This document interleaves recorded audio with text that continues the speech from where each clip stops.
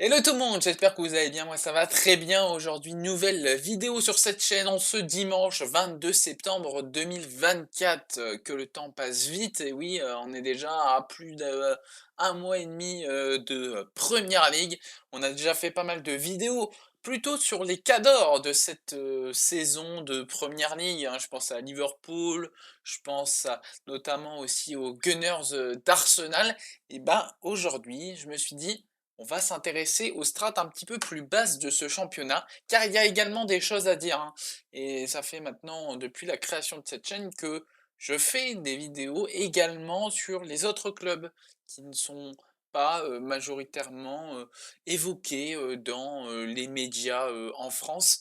Donc, bah, je me suis dit, allez, aujourd'hui, on va parler de Brentford. Même si Brentford, en vrai, on en parle un petit peu des fois en France, mais plutôt pour son lien avec le Danemark. Mais dans les prochaines semaines, on va également parler de clubs où là pour le coup, on parle vraiment pas en France. Donc voilà, on va commencer par Brentford parce qu'il y a vraiment des choses à dire sur cette équipe de Brentford qui réalise un début de saison plutôt pas mal. La saison dernière, c'était plutôt compliqué pour les Bees car on était quand même sur des Bees qui nous réalisaient des belles saisons depuis leur montée en Première Ligue, mais on a eu un coup d'arrêt. Vraiment, à chaque fois, Brentford arrivait à viser un tout petit peu plus haut ou même à stagner. Et là, non, on a reculé du côté des Bees, à même se dire en fin d'année, attention, attention de pas trop dégringoler au classement pour ne pas finir du côté de la Championship lors de la saison prochaine. Là, cette saison, c'est bien parti car Brentford réussit de très bonnes choses. La saison dernière, hein, donc 16e, pour le moment 12e de cette première ligue, mais ça montre des très bonnes choses. On a eu une victoire contre Crystal Palace 2-1. On a eu certes la défaite contre Liverpool 2-0. On a eu victoire contre Southampton 3-1, défaite contre Manchester City 2-1, mais en tout cas cette équipe de Brentford qui joue actuellement à l'heure où je tourne contre Tottenham, où pour le moment ils sont en train de perdre 2-1, mais ils arrivent à se battre et montrent des choses, et on peut se dire que le jour où ils auront un peu plus de chance, et ben ça va se concrétiser. Il y a vraiment un match où ils sont passés complètement à côté, je pense que c'est contre Liverpool, où là, ils n'ont pas eu une minute où on s'est dit ils vont réussir à faire quelque chose. Alors que contre Manchester City, vous vous souvenez tous de ce but très rapidement, à peine Langou joué, hop, but de Brentford. Contre Tottenham, c'est exactement la même chose où à peine les premières minutes, bam, but de Brentford. Brentford arrive à être très dangereux dans les contre-attaques très rapides, car ils ont les joueurs pour également, vous allez me dire. Et oui, car si on regarde un petit peu au niveau des stats individuelles du côté de Brentford de cette saison, on a deux joueurs majeurs, même trois joueurs majeurs. Deux joueurs majeurs dans le secteur offensif, Mbemo, Wissa. Mbemo, 4 buts déjà cette saison, 3 buts pour Wissa. Clairement, ce sont les deux hommes forts de ce secteur offensif, suite au départ d'Ivan Toney, forcément. Ivan Toney qui n'est plus du côté de Brentford. On a cet élément en moins dans la force offensive de Brentford, qui n'est plus qui, on aurait pu se dire, allait reculer, n'allait plus être au meilleur des niveaux avec un départ de Tony, mais non, finalement, Mbeumo prend largement sa place en tant que chef du secteur offensif. Il l'avait déjà pris suite à la suspension de Tony l'année dernière, le rôle de chef de ce secteur offensif. On aurait même pu se demander, est-ce que Mbeumo n'aurait pas trouvé un meilleur club cet été? Car on peut vraiment se poser cette question. Car Mbeumo, depuis qu'il est du côté de Brentford, il performe, il marque but sur but, et c'est pas des buts volés ou des pénaltys, non. On est clairement sur des beaux buts, des reprises de volée. Il arrive à mettre des fois également des beaux pétards en début de surface. Clairement, il a une belle pointe de vitesse. Mbeumo, il est très très important dans cette équipe de Thomas Frank, et Wissa également. Donc ça fait que Mbeumo et Wissa sont assez complémentaires et ils ont tous les deux pour eux la vitesse. Et oui, car en contre-attaque, ils sont juste redoutables les Bees, hein, et on le voit très bien avec ces buts assez rapidement marquer dans les matchs. On a également sur le banc des joueurs qui sont quand même de très bon niveau. Je pense à Chad heu, qui est pas mal également, qui avait été sur certains matchs l'année dernière crucial pour Brentford dans cette quête du maintien, milieu de tableau quoi. Certes, il commence un petit peu plus sur le banc là, mais parce que Wissa et Mbeumo performent tout simplement. Ensuite, il y a quand même eu, heu, des, heu, des nouveautés du côté de cette équipe de Brentford dans le secteur offensif. C'est aujourd'hui l'apport de Fabio Carvalho qui est donc arrivé en provenance des Reds de Liverpool. On est vraiment dans une optique ici de rapporter du renfort du coup à ce secteur offensif avec un milieu offensif slash ailier hein, pour Fabio Carvalho, donc il va pouvoir aider dans plusieurs positions, donc ça c'est assez intéressant, et ce secteur offensif qui sera donc vraiment plus costaud, mais toujours avec de la vitesse et une possibilité de faire des belles contre-attaques.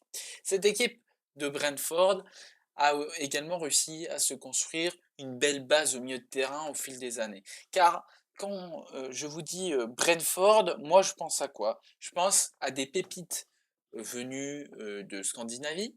Je pense à des bons joueurs euh, ont été cherchés, qui n'étaient pas forcément vus à leur juste valeur en Allemagne ou aux Pays-Bas. Voilà, je pense à ça. Et ensuite, je pense également à des bonnes pioches de Championship ou des jeunes de gros clubs de PL. Voilà, je pense un peu à ça. Et, euh, et c'est cet empilement de choses qui font que Brentford a une très belle stratégie de recrutement et arrive à dénicher des bons joueurs. Et au milieu de terrain, quand même, il faut le dire, Norgard, c'était vraiment un super coup de le prendre à l'époque, aujourd'hui capitaine du club. Il permet vraiment de la solidité en tant que milieu défensif de ce club. On a également Janelt, l'allemand, qui est vraiment costaud au milieu de terrain. Ça permet de vraiment tenir la structure. On a aussi Matthias Jensen, qui est assez intéressant du côté de Brentford, et vraiment ces trois-là sont là déjà depuis quelques saisons. Ils ont quand même essayé l'année dernière d'apporter des nouvelles pièces. Pour le coup, Brentford réussissait chaque année à trouver des bons joueurs, et c'est plutôt la saison dernière où de toute façon ça ce n'est pas bien passé au niveau du résultat du sportif pendant la saison, mais même le mercato était quand même un petit peu moins bien, et il n'y a pas forcément eu de super bonnes pioches de prise, même s'il y a eu des bons joueurs, qui ont marché avec un peu plus de retard. On va en parler dans quelques instants. Mais ce milieu de terrain donc réussit à bien aller donc avec un Janelt et Norgard qui est toujours aussi costaud. Ça, il n'y a pas à dire.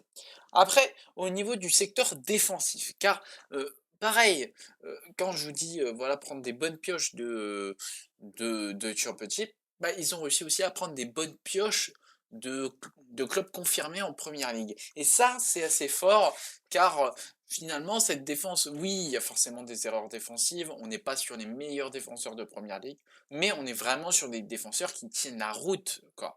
On est sur du Ethan Pinnock, il fait quelques erreurs, mais il marque des buts, Ethan Pinnock, sur corner de la tête, il est très bon, hein. Ensuite, nous avons Ben qui était très costaud sous Sean Dyche à Burnley avec Tarkowski à côté de lui, et ben là il est costaud du côté de Brentford, même si ce n'est pas le Ben de Burnley. Ça, je tiens à vous le dire, qu'il y a vraiment une différence entre les deux. Il est un peu moins bon, je trouve, du côté de Brentford, mais il reste toujours convenable.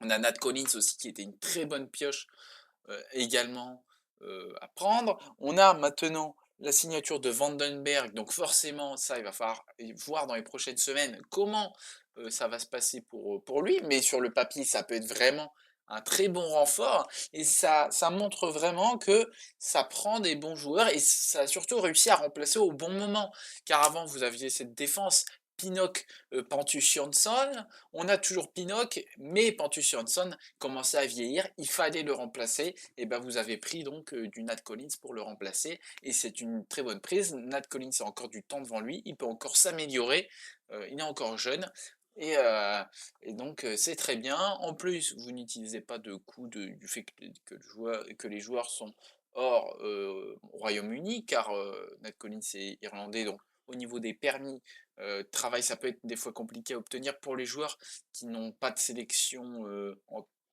avec l'équipe nationale, ça peut être compliqué de faire venir, ou qui ont des des salaires qui sont pas aussi gros que les têtes d'affiche de première ligue. Des fois, ça peut un peu bloquer au niveau du permis de travail, mais bah, là, du coup, comme ça prend, dans le Royaume-Uni, bah, Brentford n'a pas ces problèmes-là et ne doit pas délivrer trop d'argent, à ce niveau-là. Donc c'est quand même assez bien géré. Au niveau des infrastructures également, on a beaucoup de financement, du côté de Brentford. Il y a encore quelques temps, ils ont, renouvelé une partie du centre d'entraînement. Donc ils sont, perpétuellement en train d'innover et forcément, Brentford, hein, et ça je pense que vous le savez, ils sont liés du coup à Midtjylland, au Danemark, hein, mais, aussi ils sont une des figures de proue du football, statistique, du football analysé, hein, voilà. Clairement, on a, les clubs de chez Red Bull, donc Red Bull Leipzig, New York et Salzbourg qui utilisent des données pour faire leur recrutement. Brentford utilise ça aussi. On a Toulouse qui utilise ça. Il y a encore plein de clubs, mais c'est vrai que Brentford fait partie de ces pionniers à avoir construit son club autour de ces données, cette analyse de données. Et on a eu donc la saison dernière, un petit raté, mais globalement, le club réussit à faire de très bonnes choses sur la durée. Ensuite, quand je vous ai dit tout à l'heure, il y a eu des petits couacs au niveau des transferts, mais aussi des petits couacs qui ensuite sont devenus bons. Et là, l'image, c'est vraiment Flecken dans les buts, où l'année dernière, donc Raya part en prêt avec option d'achat du côté des Gunners d'Arsenal, option d'achat donc levée à l'issue de la saison, donc Raya euh, rejoint les Gunners. Donc l'année dernière, il fallait trouver un gardien. Flecken donc va remplacer Raya dans les buts. Flecken qui est pas mal, mais on sent qu'il y a encore un temps d'adaptation à avoir et c'est pas convenable. Mais là, par contre, cette saison, il montre vraiment à quel point il est fort. C'est le gardien qui fait le plus d'arrêts en première ligue. On peut dire que c'est le meilleur gardien de première ligue. Bon, on peut nuancer ça parce que ils se prennent quand même des buts. Il faudrait des clean sheets. Pour le moment, il n'y a pas de clean sheet, mais en termes d'arrêt, il est premier avec plus de 25 arrêts. Cette équipe de Brentford a quand même réussi à construire un beau projet, mais pour construire un beau projet, il faut quand même quelqu'un qui porte le projet. Et ce projet est clairement porté par Thomas Frank, qui est un super coach. Il avait été un temps pressenti à devenir potentiellement le coach de Chelsea, hein, mais c'est finalement Maresca qui est devenu coach de Chelsea. Mais oui, Thomas Frank a été cité dans pas mal de clubs cet été. On en parlait aussi un peu du côté de Manchester United. Bref, clairement, Thomas Frank est l'un des meilleurs coachs de Première Ligue, hein, de toute façon. Et je suis sûr qu'il va finir par trouver un très gros club. Après, peut-être qu'il s'attache aussi du côté de Brentford, parce que ça commence à remonter. Ça fait déjà pas mal d'années qu'il est là-bas. Donc, à savoir, est-ce qu'il va encore durer dans le temps? Mais je suis sûr qu'il va avoir un gros club. Et il n'y a pas que moi qui est sûr, hein, il y a notamment Pep Guardiola hein, qui en avait parlé dans une interview pour dire que Thomas Frank était un très bon coach et qu'il le voyait devenir un coach dans un grand club, dans un avenir très très proche. Et ouais, je suis plutôt d'accord avec Pep Guardiola. C'est vraiment un super coach qui arrive à construire euh, une belle équipe autour de joueurs qui sont pas forcément de très haut niveau. Non, il arrive à créer une belle base de joueurs, y implémenter des jeunes et à réussir à construire et élever le niveau de chacun pour, euh, pour faire ensuite que ça devienne vraiment des top joueurs. Donc ça c'est quand même la force de cette équipe de Brentford, c'est qu'ils arrivent quand même à sortir de très bons joueurs. Et voilà, il y a quelques couacs ça arrive quelquefois qu'il y a voilà, il y a quelques petites erreurs ces dernières années. Voilà, Flecken qui a pas marché tout de suite, mais on voit très bien que le recrutement était bon. C'est pas une erreur de recrutement, car c'est juste qu'il fallait un peu plus de temps pour qu'il soit bon. Voilà, ça va peut-être le faire pour Damsgaard. Damsgaard qui avait pourtant fait une Coupe du Monde incroyable. C'était une Coupe du Monde? Non, c'était peut-être l'Euro encore avant. C'était l'Euro 2020 qui avait été exceptionnel, Damsgaard. Et bon, bah, finalement, ça patine, hein, du côté, de, Brentford. Pareil, on aimerait bien aussi que certains joueurs, voilà, augmentent un petit peu le niveau. C'est pas une erreur de casting, mais on l'attendait un petit peu plus haut. C'est, Lewis Potter également. Voilà, je m'attendais à plus de sa part.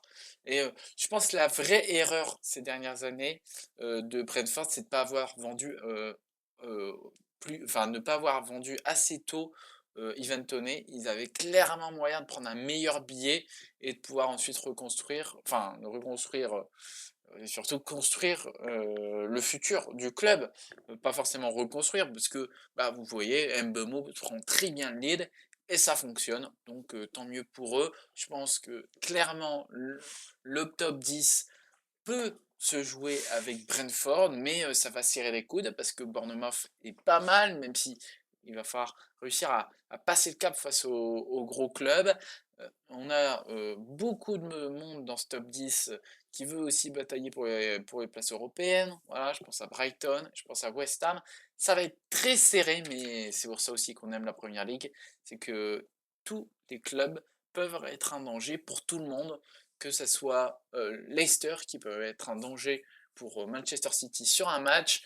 On peut avoir beaucoup de surprises et c'est pour ça qu'on adore le foot anglais. Voilà, j'espère que cette vidéo sur Brentford vous a plu. N'hésitez pas à vous abonner à cette chaîne YouTube, à liker cette vidéo, à partager cette vidéo. N'hésitez pas également à me rejoindre sur mon Discord. Tout cela se retrouve donc en description de la vidéo. Nous, on se retrouve très vite pour une prochaine vidéo. Allez, goodbye tout le monde!